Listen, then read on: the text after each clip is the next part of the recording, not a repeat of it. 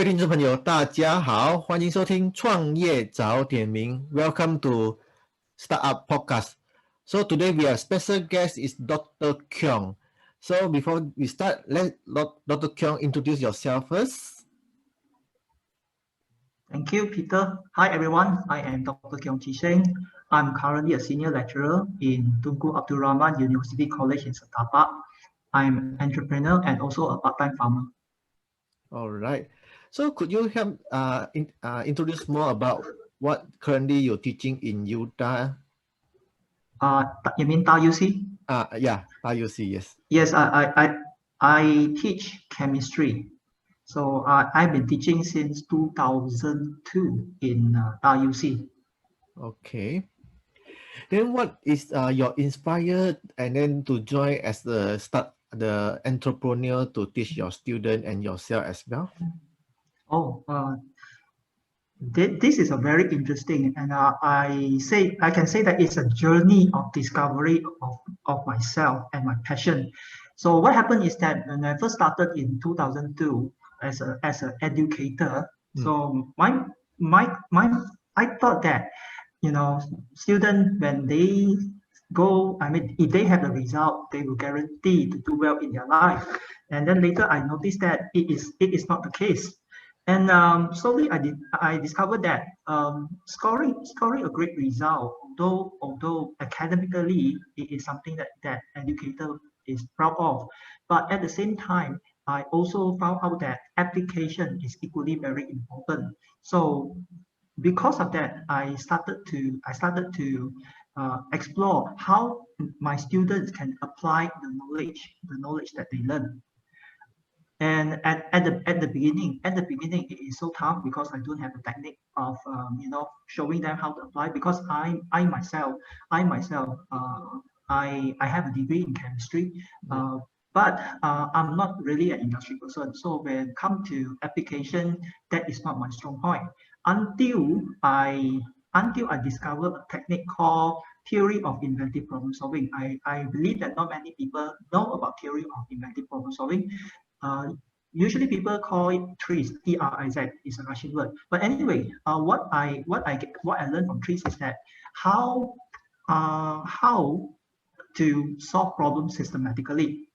And from that I discovered that knowledge is linked to problem solving. And how to link the knowledge and problem solving together is through a technique. And I use the technique called TRIZ, okay, TRIZ technique. Okay. And after I started the problem solving using chemistry, later I discovered something new. That is, in order to solve problem, it's better to solve a real life problem. It doesn't matter how small is it, it's still a problem. Like I'll give you an example, such as let's say the drain is clogged. Okay, the drain is clogged, and then during heavy rain, because of the clogged rain, it causes an overflow. Correct or not? Yes. So the clogged rain is the drain that is clogged is a problem. So how do we know? How do we use the knowledge? In my case, it's chemistry knowledge to solve the problem. What kind of chemical that we can use in order to declog the drain? Right. So this is what I mean by application of the knowledge to solve the daily life problem, you see. Okay, but at the same time, is it mean that we can only use one type of knowledge to solve a problem? Can we use other type of knowledge, such as can I use a mechanical way to remove the clog? Definitely I can, right? And I also can use other method as well. So I can see that different knowledge all join together, all converge. Instead of an individual knowledge that when I first started, I thought that okay, what I learned chemistry, that is the only solution. And I discovered there are other knowledge as well that can be used as the solution. So eventually everything links together. So this is a turning point for me. And from there, I become very serious. Becomes very serious in try to impart that kind of application of different knowledge to solve problem. And how I do it is that I organize this thing called prototype competition. Okay, yes. Prototype competition for my students. So this prototype competition, the purpose is to solve daily life problem. They can use whatever knowledge they have. It doesn't matter whether they are science stream, art stream. They can use whatever they know to solve the problem. So this is a starting point. I started this about 6 years ago, I think, in 2014. Okay. In 2014. So initially, I had only a few students. Those students are those that I teach. Okay, and we started from there.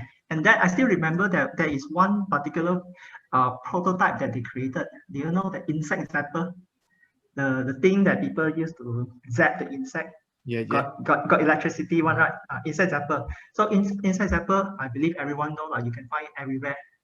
And so this group of students, they discover a problem is that the insect zapper is actually when the end user tries to swing the insect zapper, it is so difficult to swing because it's so heavy. Yes. So it is very difficult to swing. As a result, what they do is that they make an insect zapper that can swing. Is it? That is, yes. And in fact, they are just a foundation level, foundation students. They not yet first year degree. So because this competition is open for the pre-university students. So the foundation student created that, and at that time I didn't think too much.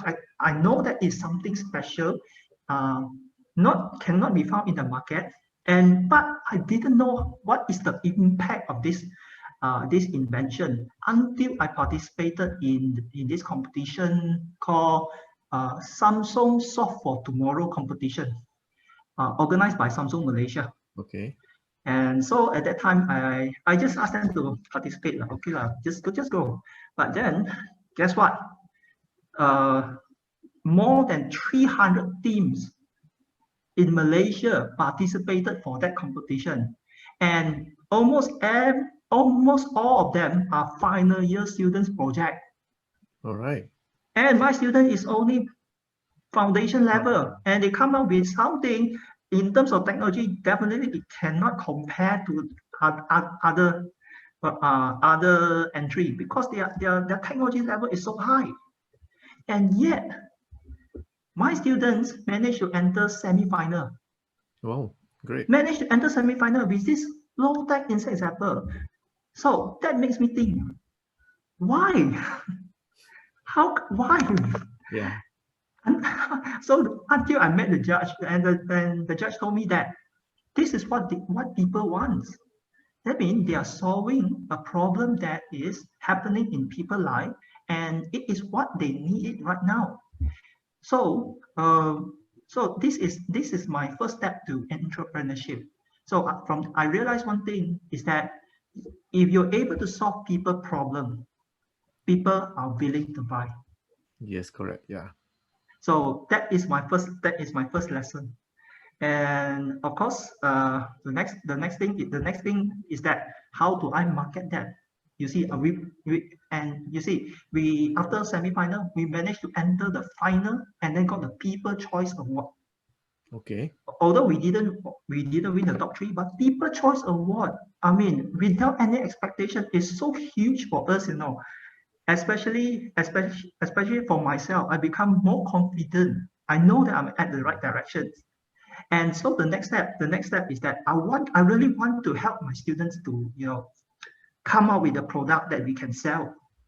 Of course, we have external mentor coming in to guide us.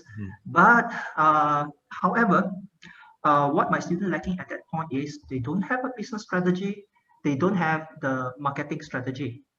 And although they have a very promising prototype, and just because they cannot expand their idea, as a result, we are not able to sell the product. So that made me think that in order to market a product, I need business strategy, I need marketing strategy. Yes, correct. So because of this, I spend time in acquiring this knowledge by going to seminar, attending competitions, and and courses, and also I started to make friends with people from enterprise so that I can learn from them Yeah. the first-hand knowledge of business strategy and marketing strategy. And because of the knowledge that I acquire, I managed to contribute back to my students. Okay. So I think that I'm quite lucky that I get the encouragements and the tips from so many good people that I've been out there, and I'm able to contribute back to my students. And yeah, what I'm trying to say is that entrepreneurship, we don't have to wait until after we leave the uni, then only we start to venture in entrepreneurship. We can start early, Yes. and I find that it is more crucial if they start early. Okay. Yeah, that is how I venture into entrepreneurship. So if for those what you learn throughout the courses, everything, so you will immediately apply to yourself and your student as well, right? Definitely, because through application only, I got to know what works and what not works. Okay. So what is your next step to bring to more knowledge or to more application to your student or to yourself or to the others society as well? Oh, okay. Currently, I have one group of students. They started their project with me in Okay. 2017, and in 2020 they register a company, Oh, and the product that they want to sell is the product that they how say they invented in 2017 for the prototype competition. I'm very happy to say that finally I see the result, that the students through this process were able to start a company on the company run by themselves. so now it's a become a real company already to like. Yes, it become a real company already. And then this is not a one-off, because I have a few group who is also doing that process. So I hope that next time it will be their turn to form a company. So it's not about one company. I'm looking at many companies in the future. Yes. All right. So basically what you will tell the student who just joined the university or want to graduate, because now the situation is they might hard to find a job or how. So what your advice to them? My advice to them will be that yeah, academic is very important, but at the same time, if they have chance, they should venture and experience different type of activity. And I will encourage them to step into the entrepreneurship program. Now, it doesn't mean that they must become an entrepreneur in the future. It's not compulsory thing. What is important is that for them to experience something different. That is other things than just purely exam based. Yes. Now I don't know when will they apply it, but I believe that it will definitely benefit them somehow one day. All right. Okay. So okay, basically what you will say is that the problem solving is quite important to our daily life, and we need to apply it to our daily life as well, right? Correct. The reason is that by solving the real problem, it's just solving the real problem require more than one skill. And sometimes when we try to solve the real problem, it's not about right or wrong things. There's no right and wrong. Yes. It is which is the ideal result. And whether, okay, if want to expand into entrepreneurship, whether the ideal result is acceptable by the market, is it conform to the trend, the current trend in the market?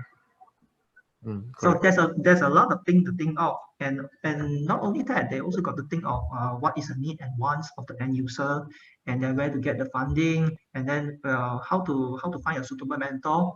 So all these require different skills like Yes. interpersonal skill, communication skill, financial skills. So all these will make a better person uh, to the students. Okay. So anything what you want to add on before I ask you another the questions about the Uh, problem solving? None. So normally for another question is not really related to your profession, but normally in my podcast I will ask my guests, okay, uh-huh. the question, interesting question. So let's say you have a superpower, one Uh-huh. superpower, which one, what superpower you want and why? Okay, superpower. Something like that, like Superman, super strength, this kind I of thing. Yes, any superpower, yes. All right. I am not sure whether this one is a superpower or not, but I would like to have, if I have this, and if I would wish for one, I would say empathy. Empathy. Empathy. I'm not sure whether to, I mean, to people is a superpower or not, because empathy comes from the heart. That is the understand and share the feelings of others. Okay, perhaps it's because perhaps my profession, because it could be due to my profession, because I'm an educator. Yes. I educate people not only in the subject of chemistry but also entrepreneurship. Okay, so sometimes I discovered that what I want and what my student wants are two different things. I may think that what I do is really benefit for them, but they may not think the same. So is it mean that I'm not doing the right thing? No. Is it just mean that I don't understand that person needs and wants? So I wish that I can understand. I can have a more understanding of what my students want or what other people want, so that I can support them or help them better, and also so that whatever that I share with them, they can they can uh, they can accept it because they feel that it is a value for them. Okay, right. Thank you very much, Dr. Kyung. Oh, So thank you, Peter. our audience would like to connect with you so they can find you through your Facebook as your LinkedIn as well, right? Yeah, they can connect with me through Facebook, my Facebook, my LinkedIn, and also my email. Uh, I constantly check on them. Okay, sure. So later on, I will put the link to below. So anyone would like to connect with the Dr. Kyung can check the link for the Facebook and linking as an email as well to further to ask him or he as well about the problem solving skill. All right. Before we end our session, I know that currently you're also doing the pig farm, right? Yes, yes. Yeah. So Yeah, some of the audience also require, so perhaps this is might be our second interview. We can go to your farm for the real sure, sure, sure, sure, podcast sure. interview as well in the future. Yeah. Yeah, sure, sure. Yeah, most welcome. I started the fig business actually since last year, but only this year we started to now started the planting on the site. Yeah. So this will be our second episode to talk about this one. Yeah. Yeah, most welcome, Ito. Okay. So thank you very much, Dr. Kyung. So have a good day. So thank you for your time for the interview. So we'll keep connect again in the future. Okay, thank you, thank you. Okay, thank you very much.